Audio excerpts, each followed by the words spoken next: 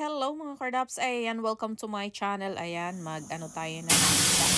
Sinabawan tayo ngayon. Ayan, nalinis ko na, lagyan natin ng 2 cup ng tubig. Ayan, isa, and then lalagyan pa natin. And then, ito yung ating gulay, dahil walang kangkong, spinach, and then, ayan, ano ba yan? Onion yan yun.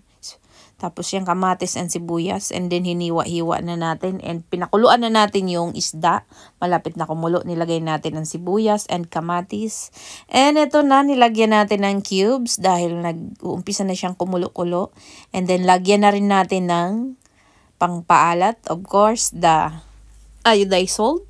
Ayan, social ba kaayo ba? Ay, naunsa ba ning sinabuhan na ako? Ay, natakam ba ko ba? Ayan, shrimp cubes ang ginamit na ako para lamigid kaayo. Nya, karon bulaga. O, diba? Tilawan na nato karon. Kung sabay lasa ni Ron. Basta naman. Wow! I love it. It's really, really good. I love it. Ayan, mga kardaps, tilaw pa sa tautro. Agoy, kalame. It's really, really good. I love it. Butang na nato ang mga dahon-dahon. Ayan yung ano yan, onion. Yung onion leaves. And then,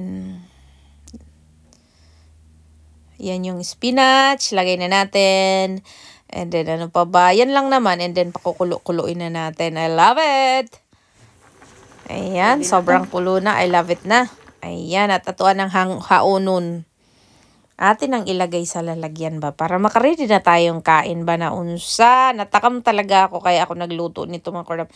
Napakasimple at napakadili lang mga kordaps.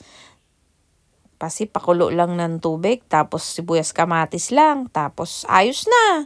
Sariwang isda, ayos na, 'di ba? Ganun lang mga kordaps ka simple og nahidlaw kag sabaw. Kana ang sagot. Wow! Diba? It's really, really good. For the last time, tilawan nato mga kardaps. O unsya balasig ko, pagkalami. I love it.